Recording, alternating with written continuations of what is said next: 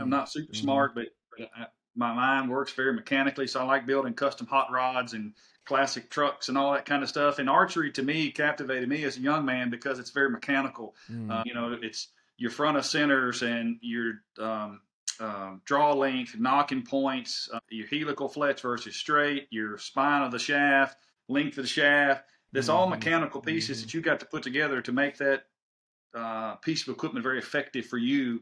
So I think that's why it encapsulated me so long ago. But I can shoot further with a muzzleloader than I can my bow. So I think that's the reason I love muzzleloading so much. It's like a longer shooting bow per se. It gives me more opportunity in the field. It gives me an extra week or so, depending on the state of the region that I'm hunting in at that time. So archery captivated me because of the mechanical process behind it, just the same as muzzleloaders has also. Yeah. What's up, guys? Welcome back to the RedBeard Outdoors podcast. I'm Jonathan, your host, and here at RedBeard Outdoors, I talk about faith, family, fitness, and the outdoors. And today we've got an amazing guest for you guys. I know I focus a lot on archery and guests that are involved in archery. Some of the hunters I've had on do rifle and muzzleloader as well. But today we have Tony Smotherman. He is a fantastic individual. He's been around in the hunting industry for decades. He's worked with some of the top brands when it comes to rifle, archery, muzzleloader. He loves all of those aspects. We'll get into all of those today, but more specifically, the relationship that I've been able to build with Bergara and CVA muzzleloaders. Of course, Tony and I really want to dive into archery, and maybe we'll have another podcast based on that as well to go into that. He loves hunting whitetails. He loves hunting mule deer up in Iowa, the whitetails over west in Wyoming for mule deer.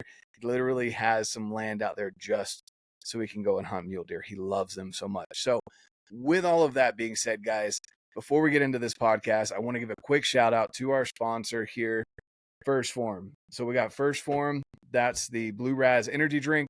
I use First Phorm supplements. You know that. Right now, we've got an amazing opportunity to get some of the best tasting. If you like cinnamon, you like pumpkin spice flavored things, we've got level 1 bars. So the protein bar, those things are fantastic, especially when you've got them nice and cold overnight up in the mountain. When you wake up for camp the next morning, man, that's such a great option. Also, the protein powder. There are no more artificial colors in the pumpkin spice level 1 whey protein. So go and check it out, guys. Again, it comes with a 110% money back guarantee. If you don't like the flavor, you try it a couple of times and don't like it, you can send it back, swap it out for a different flavor.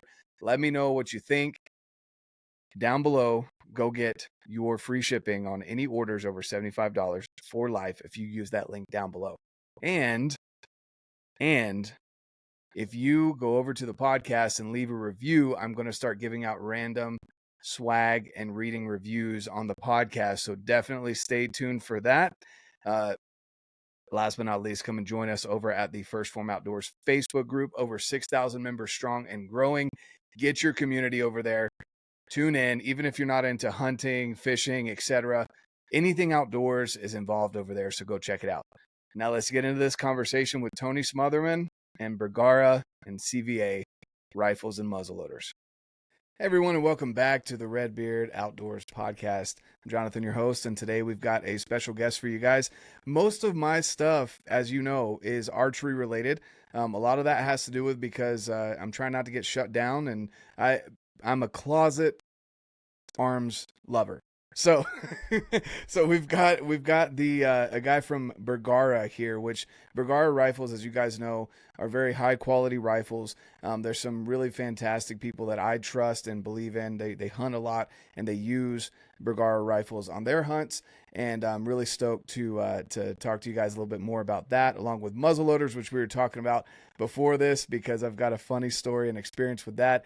And Tony basically just so you know, funny story. Yeah, he definitely was very kind and didn't call me stupid, but he basically made sure that I knew I was pretty stupid. But we got Tony Smotherman here. He works at Bergara. He is the head influencer relationships manager. We were talking about kind of what that title means. He basically manages everyone that he used to be in the industry. And so he gets to talk with a lot of people. He's got some amazing property up in Iowa. He's out in Illinois a lot. He absolutely loves archery hunting, but he's very passionate about rifles, muzzleloaders and everything that we're going to get into today. So with that being said, Tony, for people that don't know who you are you, man? I don't know if we've got enough time today to talk about all that. There's a lot of hats that fit on this head. But at the end of the day, I have an amazing opportunity to work for Bergara brand. And I've been in the outdoor industry since, and this kind of dates me a little bit, but early 90s. Started out working as an outdoor writer, and then worked into magazine owner and editor of my home state's publication. This kind of the Cliff Note version of my world. But once I got, I guess I won't say finished with my outdoor writing career in my 30s, I went into television production and have hosted outdoor TV shows for the last 15 or 16 years. And have, like I said, the amazing opportunity to work for Bergara brand and handle all the people, like you mentioned, that I used to be. So influencer relations, or head of influencer relations, is what my official title is on my business card. And at the end of the day, obviously you can tell I'm from the South. I have a little bit of drawl. I tried to hide it as best as possible, and that's not always possible. But I joke and say that I'm the redneck politician of our brand, and basically I get to work and PR with everybody that I used to be. Outdoor writers, bloggers, podcasters, YouTubers, magazine owners, editors, publishers, TV show hosts, pretty much every gamut underneath the media side of the outdoor industry is what I get to work with and get to work for, and get to work for guys like you as a liaison between you and the Bergara brand. So it is an amazing, amazing position to be in for an amazing rifle company.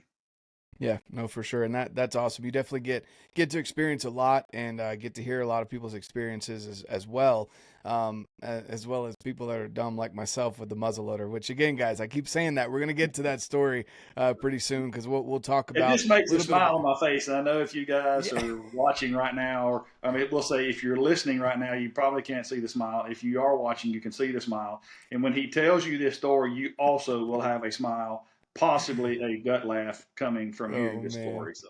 Oh man, yeah. Anyone that's done, and if you don't know about muzzleloaders, I'm going to do a special episode on it just so that people can, because Tony brought up a good idea that, this is something that people can learn from my mistakes and not make those mistakes when you're out there looking for the buck of your lifetime with a muzzleloader. So, with that being said, you love archery, and I wish we had more time. We're going to have to bring Tony back on to talk about archery, because I found out that even though he works for this amazing rifle company, he loves archery equipment, loves hunting with a bow. Obviously, you guys know about Iowa.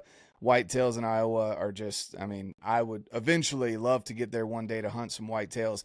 It's like the mecca of good whitetail hunting, and so he loves that. But with that being said, let's start with Bergara, and let's just talk about kind of the lineup there, because you guys make a big, wide variety of rifles, and for all different purposes, from target shooting all the way up to the super lightweight rifle that, if you guys have followed my podcast and you've heard me, I've had Pedro on before, Pedro Ampuero over in Spain. He runs Bergara, and he's running the super lightweight carbon. I'm trying to remember what it's called, but the carbon most likely rifle. The MG Light, I would say.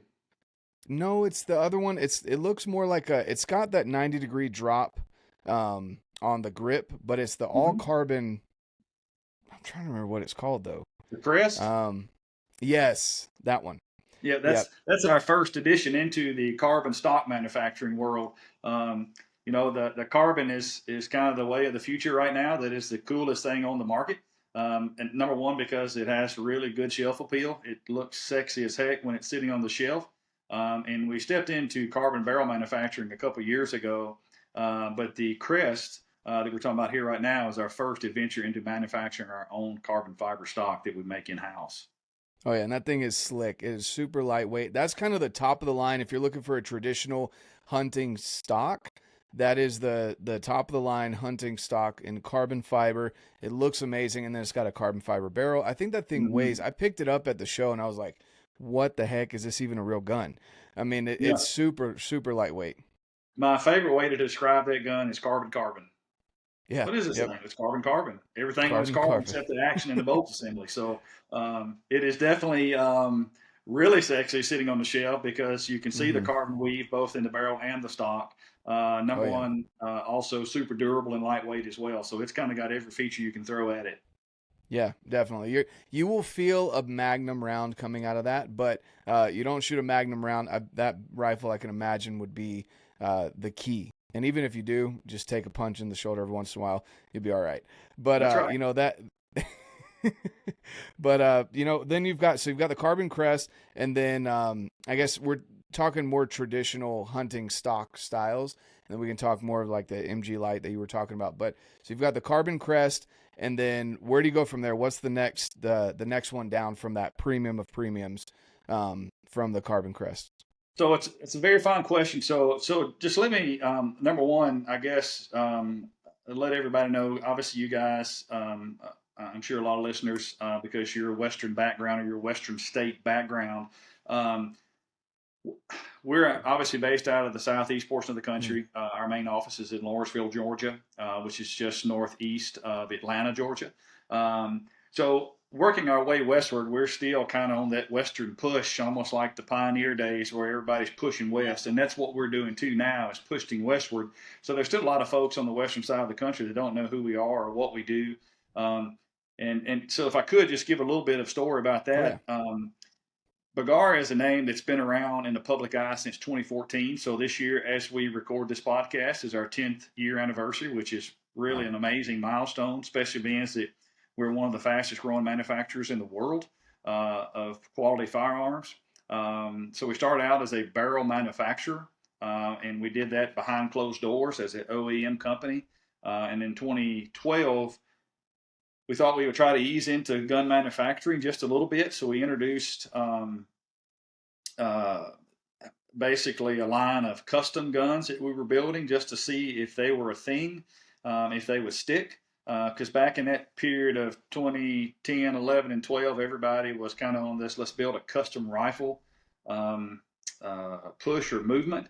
And the downside of that is these custom gun manufacturers that were doing this, their turnaround was like 16 months or something. It was super long. And these guns were $5,000 and $6,000 and a weight of 16 months. And their biggest holdup was barrels when these guys were building these custom guns, which happened to be our specialty because that's what we had been doing for many years behind closed doors and basically pushing the rock up the backside of the mountain that nobody could see, basically. So we were in business, you just couldn't see us.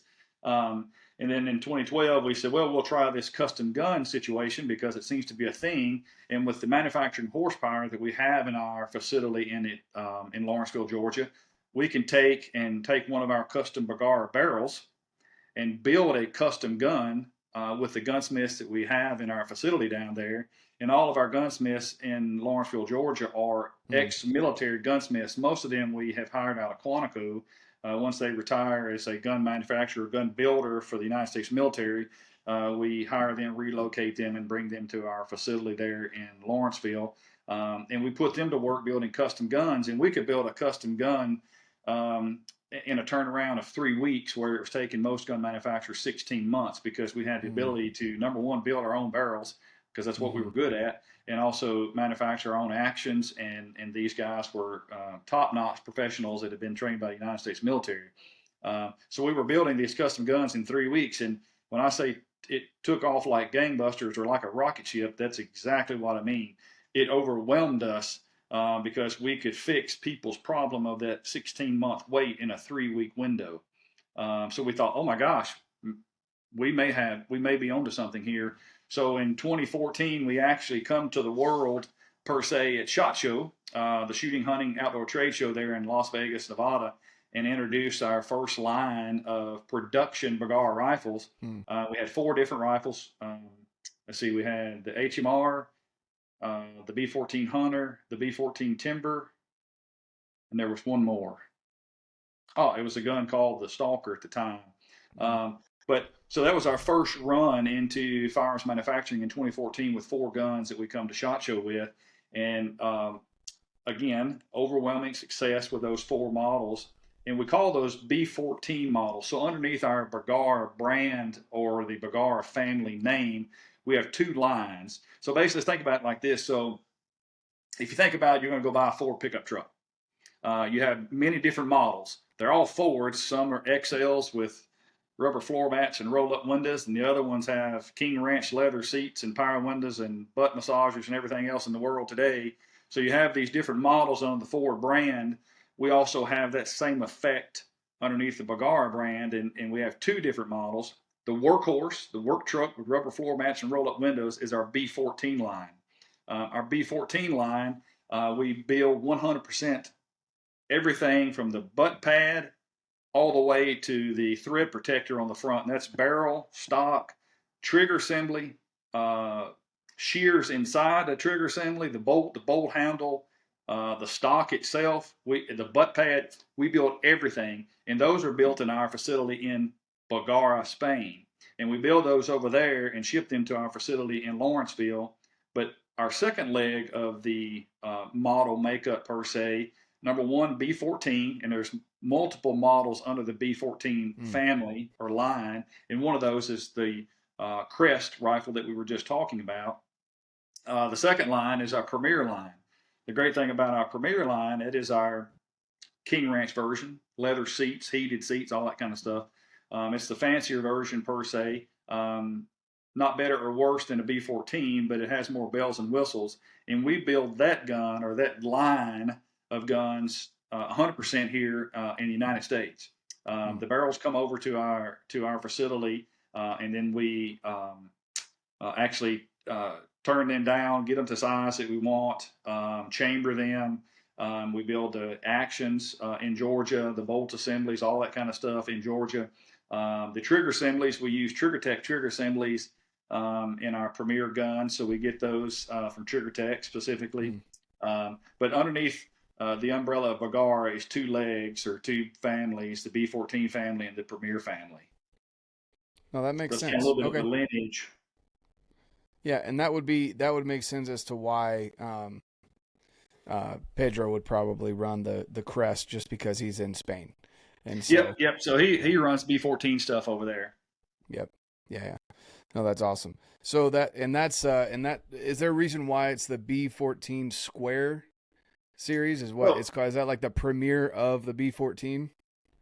So yes, that's B14 Gen 2, if you will. Okay. And just if you're wondering, B14 for you guys listening today, it's always kind of a question when we show up at a show, especially for somebody that does not know the Bergara brand too well. I was like, oh, so what is? We understand Premier, that registers. That makes sense. But the B14, what is that? And it's pretty simple. It's kind of an internal thing. But B14 stands for Bergara 2014, which is when we come to the world with production rifles. Gotcha. No, that makes sense. That's cool. I like it. So the B14 line, then you got the B14 Gen 2, which is the Crest, and then the Crest Carbon. And then you've got the Premier line, which is more, and that's definitely a line that could be used for target, but also super lightweight, has more of the, almost like an AR-15 style handle to it rather than your traditional hunting stock. And then some of them fold as well. So I guess kind of walk us through that line. Yeah, so the Premier line, like I said, we build at our facility in Lawrenceville, Georgia, and assembled by our gunsmiths there in Georgia. So basically, if you go to a local gun store and there's a Bergara Premier rifle on the shelf, the first way to notice it, because it doesn't say, obviously in big bold letters, it doesn't say Premier. And there, like I said, there's many models under that Premier line or leg of what we do. But the quickest way to know if it is a Premier or a B14, the Premier, the bolt assembly is a stainless steel bolt, and it's spiral fluted, and there's no inlay in those flutes. So it is a stainless steel fluted bolt with no Cerakote or no color to it. So it's very easy to see that that's a Premier line. But underneath that line, we go from the $1,500 kind of mark up to about $3,200 today. That includes some of this more carbon technology, carbon barrel, and so on and so forth.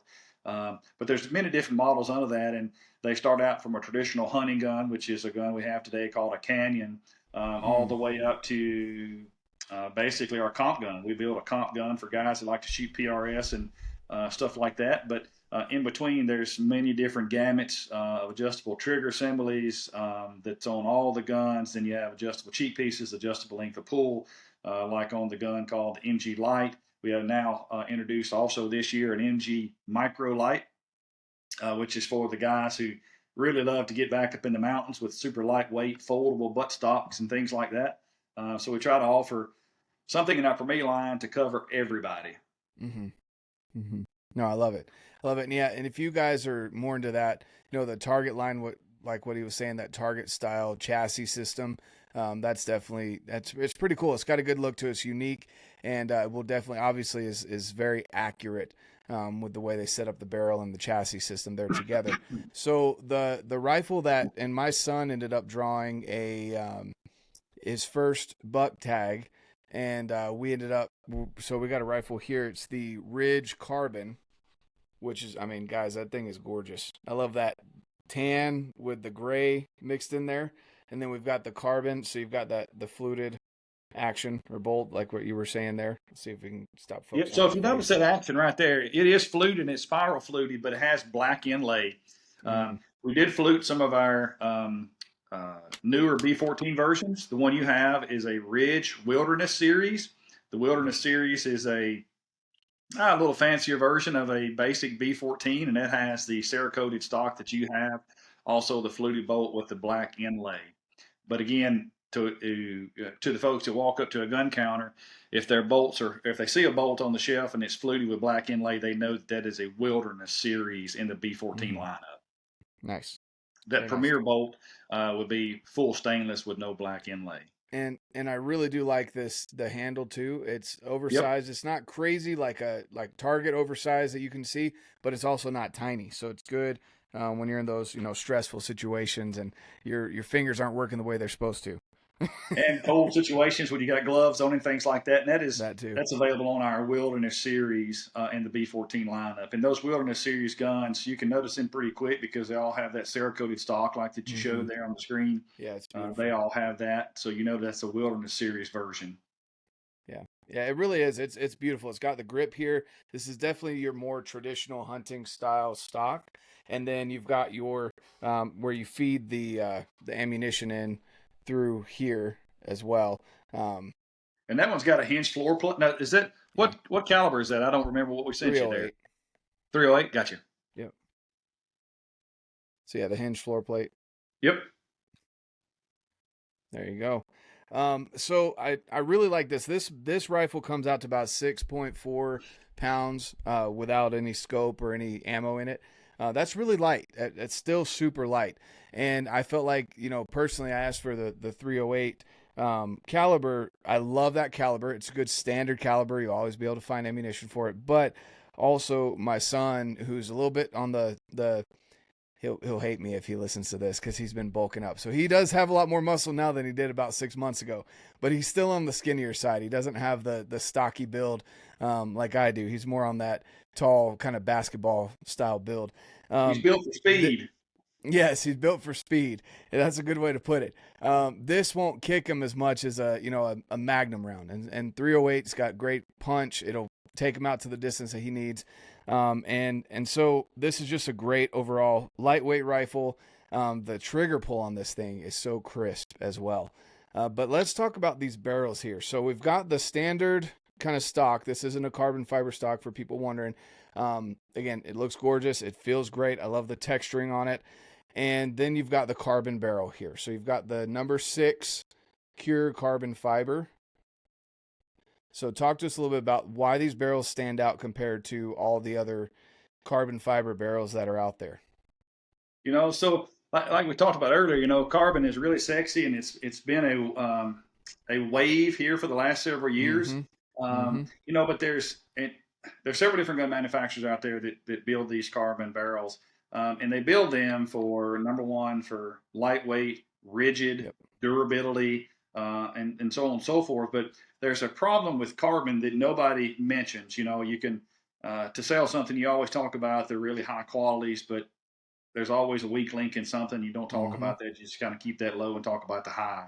But what people don't talk about in the carbon barrel world is the fact that They talk about it being lightweight, and they talk about heat dispersion, where it bleeds off heat very quickly. Blah blah blah. What they don't tell you is it also builds heat faster than any barrel out there. So a carbon barrel, and I will say this here because I do get this question while we're out on the trade show circuit for the first couple months of each year, is it does have a steel barrel inside there. Some people think, or we get the questions and we assume that they think that it is all carbon all the way down to the grooves and lands or riflings, and that's not the case. They do have a steel barrel in there. So basically, when you're running this gun, you're building up heat. Every time you run a projectile down the barrel, it builds heat. And that carbon basically is a raincoat over top of that steel barrel. So it encapsulates the heat and holds the heat in. Does it get rid of it? Yes. But it builds it quick. So a typical carbon barrel that you would see on the market today, they're not designed for competitive shooting. And competitive shooting means bang, bang, bang, as fast as you can run it. They're not designed for that. Never were they designed for that matter. So they don't tell you that basically on a carbon barreled gun outside of ours, and I'll explain why, you get 1 to 2 rounds considered cold bore. After that, your groups will start to walk and get larger, per se, if you don't allow that barrel to cool between shots. That barrel is designed to go bang, wait, bang, wait. And people don't realize that. They'll talk about, well, I run 7, 8 rounds, and my group just keep getting bigger and bigger. And that's just the way they are. They're not designed to shoot a bunch of rounds back to back. So when we started, we'll say, digging into the carbon world, one of the things that we wanted to try to cure, pun intended, one of the things we tried to cure or wanted to cure when we went to the drawing board with this several years ago, I'm talking like 7 years ago, we started playing with this, and we've only been producing the carbon barrels for about 3 or 4 years now. So it took us 3 years basically behind the scenes to come up with a carbon barrel that had a cure for a common problem that people did not want to talk about, and that's heat building. So basically in our carbon barrel, we take a traditional stainless steel Bergara barrel, spin it down to where it's ultra small, and then we wrap it. Number one, we coat that in a thermal conductive resin, meaning it is an aerospace resin that actually is designed for pulling heat and dispersing heat. So we put that on as a binder, wrap our carbon on top of our barrels, and then in that process, we weave in, and it's a stainless steel mesh that we weave inside the carbon itself. Basically, if you can picture a chain link fence, everybody knows what one of those are. Picture a chain link fence microed down and woven inside the carbon. And that goes from the action all the way to the front of the barrel of the crown. And what that is designed to do upon ignition and heat building, every time you squeeze the trigger, it is designed to pull the heat away from the ignition area, which is your chamber. It is designed to pull heat away from the chamber and pull the heat all the way down the barrel from the chamber to the crown and disperse that heat evenly through the entire length of that barrel. So picture everybody that has a four-wheeler or a motorcycle. Most of them, in retrospect, are air-cooled. And if you look at the block on that air-cooled motorcycle motor, there's these fins or these rough areas up and down the side of the engine. And those fins are, in most cases, aluminum. And they're designed to pull heat away from the bore or the cylinder or the piston where the heat is at of that motorcycle engine or four-wheeler engine. And it pulls it away and allows it to disperse away from the block. Away from the piston, away from the ignition of the explosion, the spark plug, and so on and so forth. So we took that kind of same premise and wove in the stainless steel mesh where the heat is at, and it takes it all the way down to the length of the barrel. So instead of having a hot spot basically in the chamber, and then it gets cool as it goes down, we have a warm spot all the way down the full length of the barrel. So the crown has the same heat as the chamber area does upon ignition. And that allows us to evenly disperse that heat through, we'll say, 22 inches of barrel length or 24 inches of barrel length, depending on what the caliber is. So we consider that cold bore technology and it allows us to get 7 or 8 rounds as fast as we can run the bolt, as fast as we can squeeze the trigger, and still have our cold bore accuracy. If that makes sense to you. Yeah, no, that's awesome. That's really cool. That's a great way to explain it. And it's funny because people look at carbon fiber, and it is awesome, and it does have good properties to it. But it's also, what are you using it for? It's just like with anything else. Like, do you want a 10-inch AR-15, or do you want an 18-inch AR-15, or what's the caliber? What are you shooting at? Are you hunting? Are you running rapid rounds through it? Like, what is it that you're wanting, to use it for? And that's what it really comes down to. Because, carbon fiber looks good, but if you're trying to be a rapid fire shooter, then that's probably not the best option. You're going to have to sacrifice a little bit of weight addition to do better, in whatever competition it is that you're shooting. Yeah, that is so true. Yeah. When we built the MG Light that's in our Premier series, it has the carbon cure barrel on it, and also has a magnesium chassis. So it's an ultralight mountain style gun. But we also built that gun in particular with the NRL Hunter series, which is a pretty big shooting match or competitive day in the field out there in you guys' country out there on the west side of the world. And those rounds, those matches throughout the day I think you shoot 5 rounds per station, then you pick up and you haul butt and hike up through the mountain to the next location. That carbon barrel is designed for that scenario. But a standard PRS match where you are literally just banging and banging and banging, they are not designed for that. But they will hold up to the toughest and nastiest you can throw at them. But our carbon barrels with the Cure technology, or that stainless steel technology, is unlike anything else on the market. But if you look at it on the shelf, it looks like a traditional carbon barrel. It just is totally not. Right. Exactly. So, and that's again something that people that are getting into the weeds there, are you backpacking way far back in? Also, I recommend obviously shooting whatever weapon it is that you're using, but especially your rifle. Understand the punch that comes from it, because again, if you're going to get that ultralight rifle, but you're going to get it in a 7 PRC or a 300 Win Mag, like, you kind of need to go feel that before you're, in shock and you punch the crap out of your shoulder and can't get a follow-up shot based on that. So, it's something that you definitely need to do. And that's exactly what, we talked about. And my main use for this rifle is going to be obviously shooting out on the range with my son, but also something that he can manage. And that's why I didn't go a Magnum round. I guess technically 308 Winchester is not really, it's not a Magnum round like the 7 PRC or 300 Win Mag. And I didn't get it. It's a great 30 round. Just doesn't have the recoil as a 300 Win Mag would. Of course, exactly. It's an older caliber. It's been around since the beginning of time, but still one of our staples in our lineup is that 308. Oh yeah, 100%. And two, like I want him to be able to get a follow-up shot if needed. Obviously the hope is you drop him with one shot, but if you need a follow-up shot, I don't want him to be so shocked by the recoil that he can't, get back after it just because the new round that's cool is a 7 PRC or whatever it is. That's the cool thing now. So those were all things that I took into consideration. Yeah. And you're hitting the nail on the head. That 7 PRC is the hottest thing ever. The trade shows that we did this spring, I guess we were on the trade show circuit for about 3 months there, January, February, March. And the number one question in the world is, when is the 7 PRC going to come out in a carbon cure? Yep, exactly.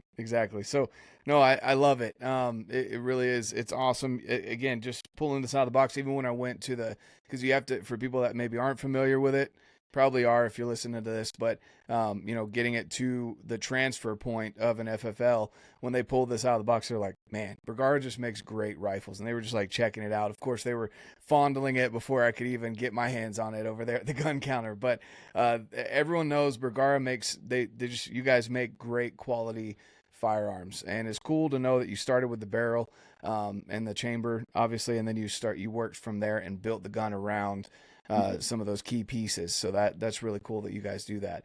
Now, for people that that don't know, and I didn't realize this either, it's part of a family, like you mentioned at the beginning, or the group. There's CVA, which people will know. And I think CVA makes rifles as well, but it's mainly known for muzzleloaders, correct? Yeah, that's right, man. You know, when you talk about a muzzleloader, I think the first thing that comes to people's mind is a CVA, for the sheer fact that we've been manufacturing muzzleloaders since 1971. And today we're the largest muzzleloader manufacturer in the world. Mm-hmm. And just a little bit of that history that we talked about earlier. Bagar started originally because back earlier in the days, in the 90s, the barrel manufacturer went defunct for our muzzleloaders. And instead of trying to find another barrel manufacturer, we decided we would just make our own barrels. This is where Bagara was born. And again, we was pushing the rock up the backside of the mountain that nobody could see. But we went to kind of doing due diligence on trying to figure out how to manufacture barrels, where we need to do it at. This is where Bagara comes into play, not only the name, but also the company and the brand itself.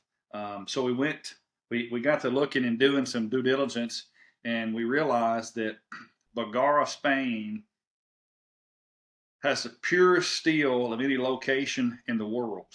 And it's a very big statement. But that is manufacturing items around steel and iron ore dates back in Bagara, Spain to the 1600s.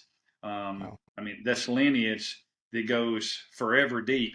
And they were manufacturing swords and knives and stuff like that in, in Bagara, Spain in the 1600s, because that iron ore and steel there was the best there is. And if you went to Bagara today, well, we'll say, so if you think about manufacturing a car, an automobile, everybody thinks of Detroit, Michigan. That's the home, that's Motor City, because that's what they do there. So we went to Bagara because today, if that town itself basically is held up and kept alive by firearm manufacturing. Brief interruption, guys. Just want to remind you about the amazing opportunities that you have over at BlackOvis, an amazing partner of the show. If you go over to BlackOvis and use code RedBeard10, you can save 10% on your last minute gear items that you need. They're constantly updating their inventory. You can go grab the Peaks teepee. So their Solitude teepee. You can go grab a Peak sleeping bag, which is what I'm going to run.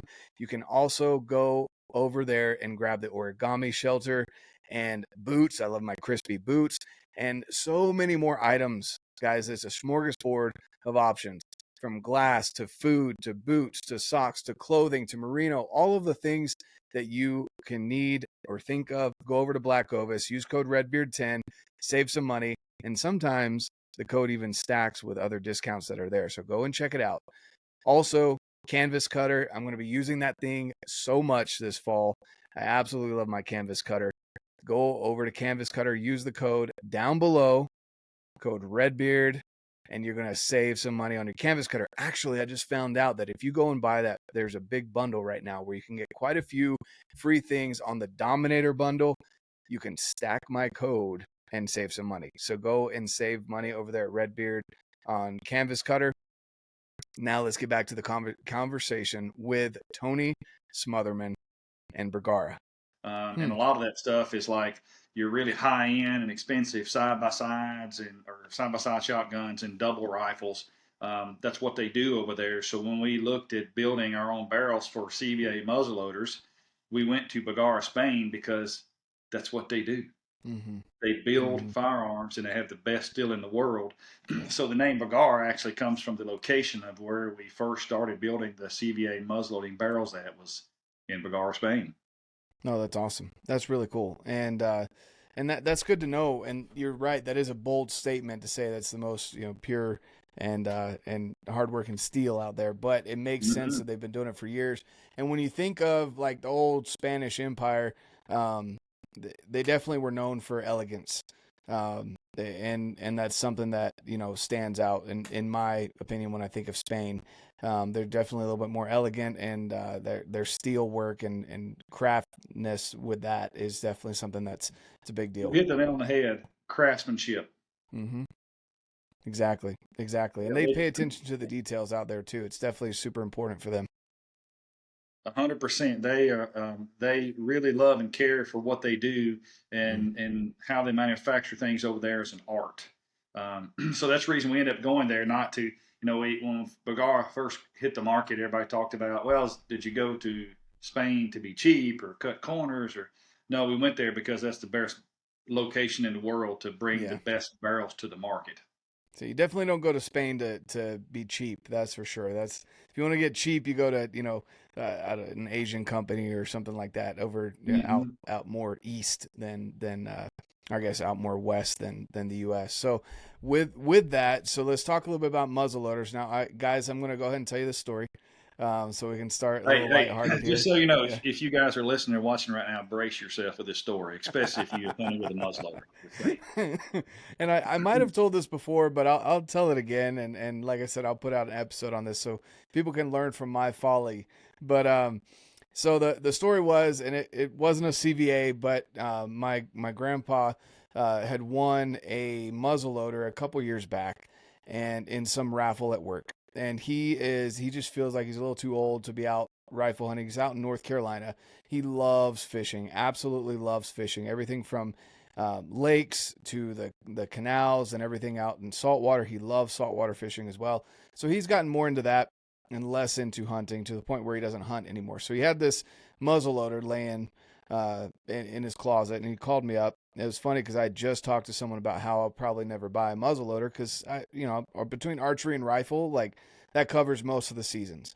And technically here, I think you can hunt. Don't quote me on this, but I'm pretty sure you can hunt muzzleloader season with a bow.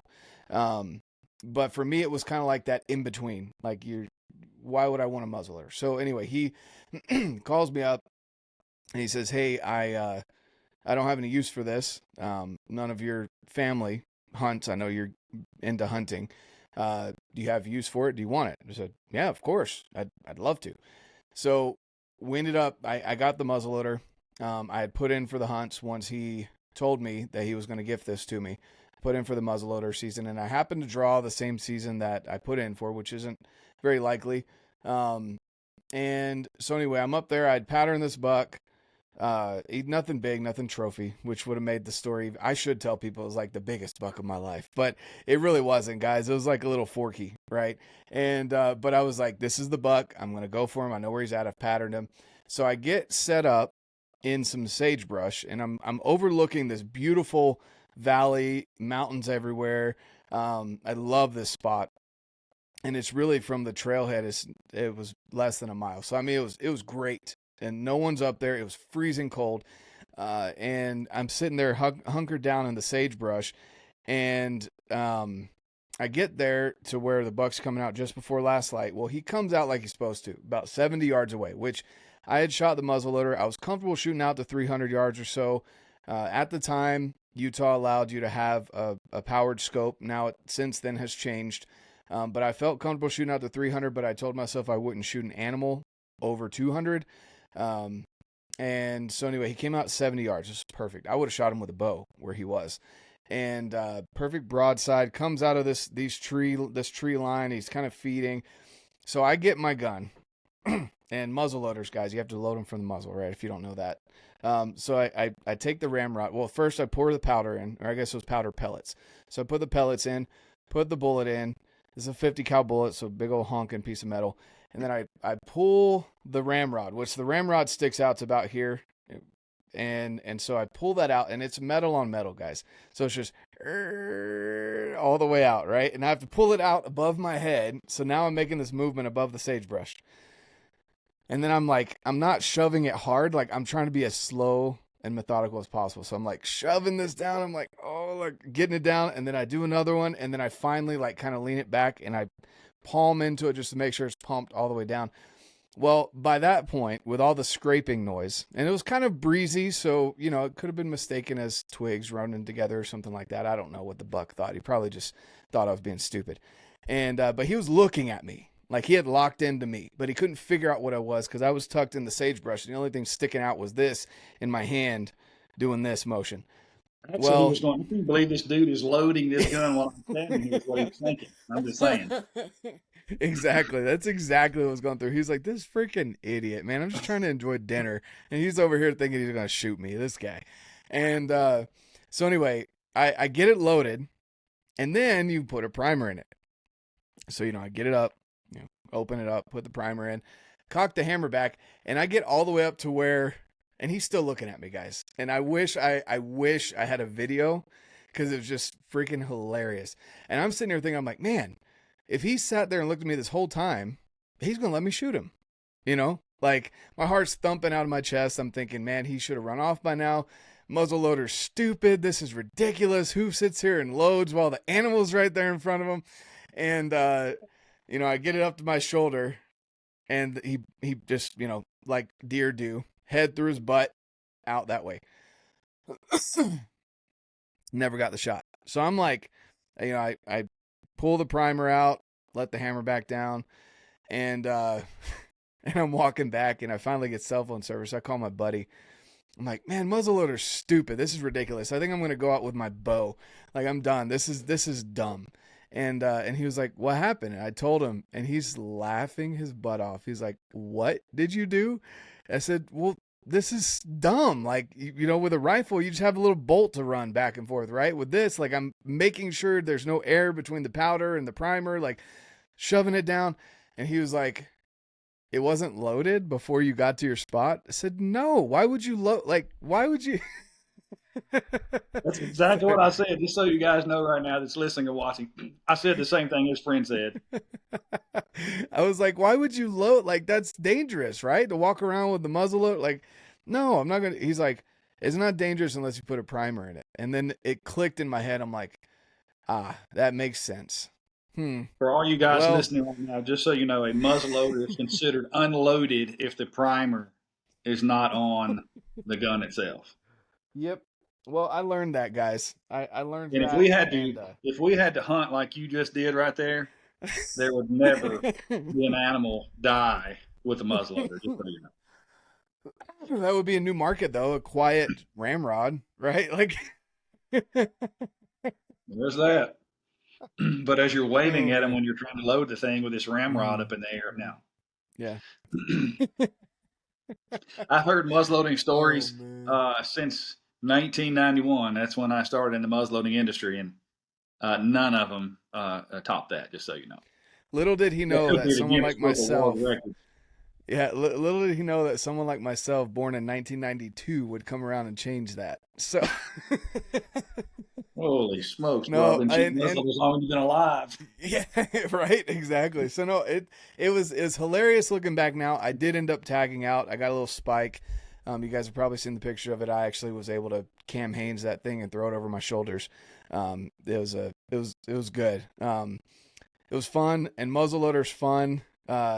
Since then, Utah has gone backwards, which we talked about a little bit here, and maybe we'll hit on this before we have to leave. But we are only allowed a 1 power scope, a red dot, or iron sights, which they make some pretty cool iron sights now. You can get pretty fancy with them, where they have a dial and it'll adjust for you, and it's more like almost like an AR-15 style with the pin and the circle in the back, and you adjust. I don't know all the stuff, so you guys are gonna laugh at me. But and all the stuff now we're trying to adopt to that world to make these muzzleloaders effective to a little longer ranges and not handicap the shooter. Right. With these rules and regulations that some of these states are regressing back to. Yeah, and it's come around because people are complaining the fact that people can shoot a muzzleloader out to 1,000 yards, which we can agree that that's more of rifle ranges, and there's people that with a rifle can't hit a target at 1,000 yards. And so that, that's and so I would say that for fun, that's a good thing to do, is to take your muzzleloader out, your rifle out, stretch it to distances. But also you need to look at the ballistics of your ammo, and will that actually ethically kill an animal at the distances that you're shooting. And so for it goes down to, it's just like, obviously your world is archery, and it comes down to kinetic energy. We utilize the same concept. I don't have a data or spec sheet per se on kinetic energy for an elk or a mule deer or an antelope, but for whitetail, typically, in general speaking, you want 900 foot-pounds of kinetic energy to effectively harvest a whitetail. So, yes, these muzzleloaders today, not all of them, but some muzzleloaders on the market today are capable of shooting really long ranges. Are they accurate at that distance? For sure. Are they ethical at that distance? Maybe not so much. So basically, it comes down to utilizing ballistic calculators and entering your muzzle velocity, your projectile weight, and things like that to figure out what your kinetic energy is at distance. And in theory, we build a long-range muzzleloader called a Paramount. It's a bolt-action muzzleloader, super fast twist barrel, really high ballistic coefficient projectile, and I feel that effectively we're good to 600 for kinetic energy in a 45 caliber, and that's a 285 grain bullet. But even 600 yards is hard to fathom for a lot of folks that hunt with a muzzleloader, because back in the day, 100 yard was kind of your maximum. And it has been like that for quite a long time. I don't think we really, obviously we're recording this podcast, and I'm in Iowa and you're in Utah, and we're doing it with Google Chrome and an app and all this kind of stuff. All this is technology, and everything that we touch today, even down to the phone we run. These iPhones and Androids of today they're not telephones anymore. They're small computer systems, basically. And so everything around us has technology that touches it. The muzzleloaders have not had that for a long time. But about 5 years ago, we started playing with new projectiles and talking about ballistic coefficient of a muzzleloading bullet, which, mind you, we have never, ever mentioned that technology or that measuring analogy ever in a muzzleloading projectile, because like you said earlier, it's a big honking piece of lead. But now we're building bullets that are super high ballistic coefficient, meaning that they cut the wind, or that's the measure of how they cut the wind. And we've never talked about that before, but again, technology has adapted into the projectiles, the powder that is manufactured today, much cleaner, much faster burning, less corrosive than the powders of yesteryear that I started with before you were born. So technology has touched everything, which has made these muzzleloaders very capable at long range and astounding accuracy, to 800 or 1,000 yards. Oh yeah, no, definitely, and it definitely has its place. It's a lot of fun, and I always recommend people stretch their equipment out just for fun, just so you can get used to it and you know what it's capable of. But I've also got, there's a couple things here. First off, a lot of you guys listening to this are into archery. You understand that archery is mainly you kill an animal from hemorrhage, versus with a rifle, muzzleloader, some kind of firearm, it's more of the shock, the hydrostatic shock that comes from the force, the punch. You don't necessarily want 2 holes from a rifle or a muzzleloader. You want 2 holes from an arrow because they got 2 holes leaking out. But from a muzzleloader or a rifle, you want it to go in, punch, and distribute that force and energy all through that chest cavity and just do its damage there. So it's a quick and ethical kill. And so there's just 2 different things. So if you're going from archery to muzzleloader, understand that you're not necessarily wanting to punch through the animal. You want to transfer all of that energy into the animal. There was an elk that my buddy killed 2 years ago, a year and a half, 2 years ago. My buddy Braxton killed, and this poor bull had broken out. He would have been a 7x7, massive bull. He broke off an antler. So he was old. He broke off an antler, and he had a muzzleloader round in his front right shoulder. So there was a muzzleloader season. I don't know, before we killed him. It was probably about 2 months before we killed him with an arrow. And we were, as we were cleaning it, we were like, why was he limping on 3 legs? We get to that front shoulder, it completely atrophied and scabbed over, and nasty pus, all that stuff built up. But we pulled a muzzleloader slug out of his front right shoulder. I don't know how far that person had shot, but again, it was, in my opinion, not the best shot placement, but also probably further than that rifle or that muzzleloader should have shot, because it didn't penetrate a shoulder blade of an elk. And so just go ahead. What I was going to say is, obviously kinetic energy is a thing, and that's what we go by for ethical harvest of any animal.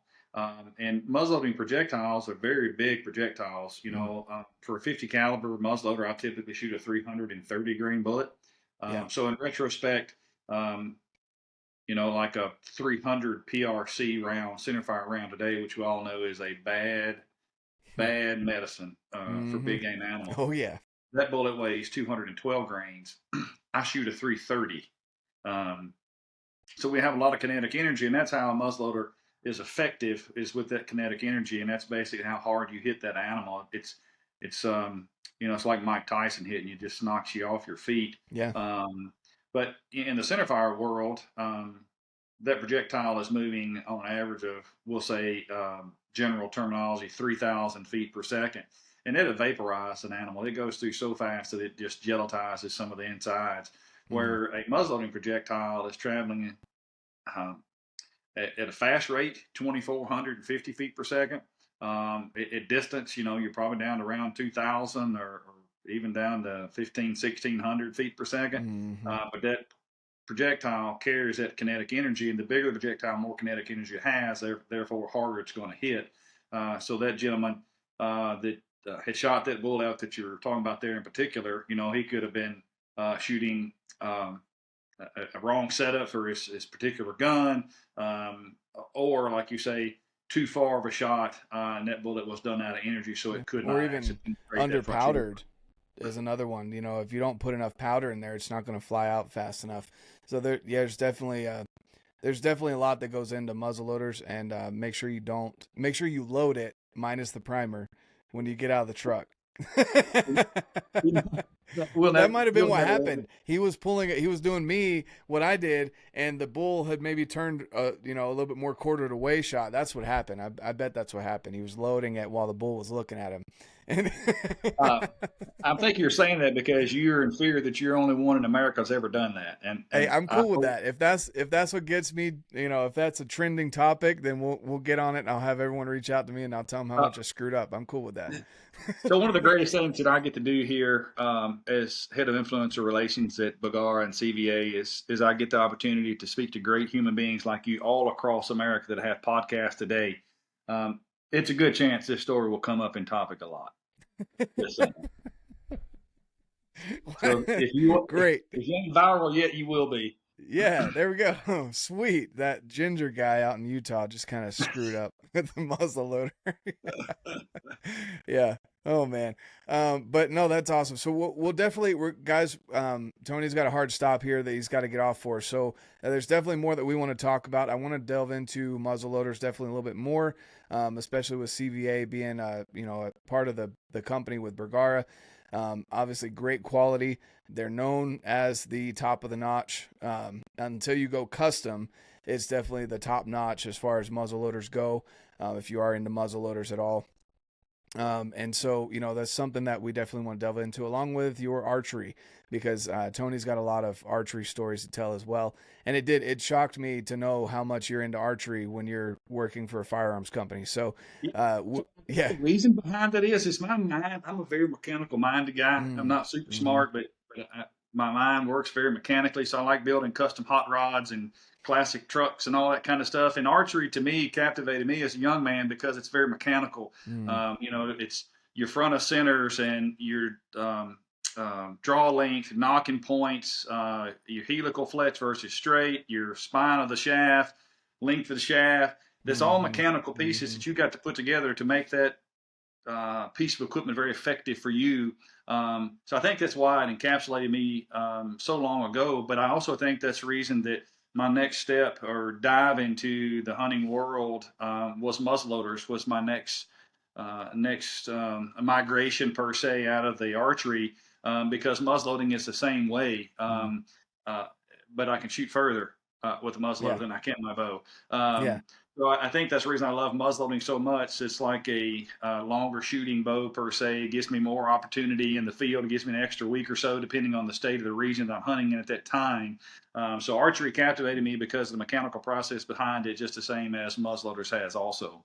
Yeah, No, I couldn't agree with you more. So, who knows, guys? Maybe in the next year or two, I might be shooting a muzzleloader again and not screwing up like this, like I did this Hey, last just so time. you know, guys, I'm going to tune this man up. So never fear. If you see him in the woods with a muzzleloader, he will be in better shape this next time when you see him than he was this last time. I promise I you. thought you were gonna say, "Don't fear if you see him in the woods with a muzzleloader, because he's And got to don't load it fear first." either. Yeah, he's got to load it first. Yeah, yeah. If you see him in the next little bit before I get to tune this man up, don't fear about him harvesting your animal because he ain't gonna do it. You go ahead and shoot that buck. By the time you get done shooting him, he'll be. That's Oh like I'm in the man. next county. Awesome, awesome. Well, I appreciate it, Tony. Thanks so much for hopping on. Like I said, we'll have to do a part 2 of this and delve into muzzleloaders and archery a little bit more, guys. Yes, I man. guess where do you want to send people? I know you're not huge on social media, so where do you want people to go to check out either Bergara, CVA, or even anything that you're putting out? Working in the hunting industry most of my life, I've traveled a whole lot and had the opportunity hosting TV shows and doing outdoor rider things that I've got to travel across the country and abroad quite often. My nickname started years ago and kind of started as an email address per se, but Traveling Hunter. So everything on social media, whether it's Instagram or Facebook or so on and so forth, everything is Traveling Hunter to find me and what I'm doing and what's going on in my world, whether that's through the Midwest or the West. Even though I am from the South, I have a home and a farm here in Iowa. I have one in Nashville, and then I'm in Wyoming all the time also. So I'm kind of traveling all over the place. So the name Traveling Hunter sticks to me pretty good. But for our brands, the Bergara brand is BergaraUSA.com, which is our website. You can go there to get any information on the firearms that we manufacture, from the B14s, the B14 squares, and the Premiers. And for the CVA side of things, is CVA.com. Pretty simple. Awesome. Awesome. I'll link all those down below, guys. Definitely go check it out. Again, Tony, I really appreciate your time, and been working with you for a little while now, and it's been fun. And I love the Southern draw. Being from North Carolina, I lost it when I went to Mexico for 2 years. Picked up another language, came back, and I don't have that draw that I did unless I'm frustrated. My wife says when I get frustrated, it comes out. So, with that being said, guys, go check out all the links down below. Make sure that you are tuned up and ready to go, and know how to work your muzzle loaders, know how to shoot your rifle or your bow, whatever it is that your weapon of choice is this fall as we head into those hunts. Thanks so much, Tony. And like I always say, guys, get out, live your life, and love it. All right. That was a fantastic conversation we had with Tony. He's such a great individual. Honestly, it makes me miss the South with that Southern draw. Just a gentleman. He loves hunting. He's passionate about archery, muzzleloader, rifle, and everything in between, guys. He just loves being outdoors, sharing it with his family, sharing it with others. And of course, he's very knowledgeable, having been in the industry for decades. Highly recommend checking out Tony and what he has to offer. Also, over there at Bergara set up my son with a 308 rifle, the Carbon Ridge. It is fantastic. We've got it dialed in for his hunt that he's got later this year for mule deer and elk with a rifle. Of course, topped with an amazing VX5 from Leupold.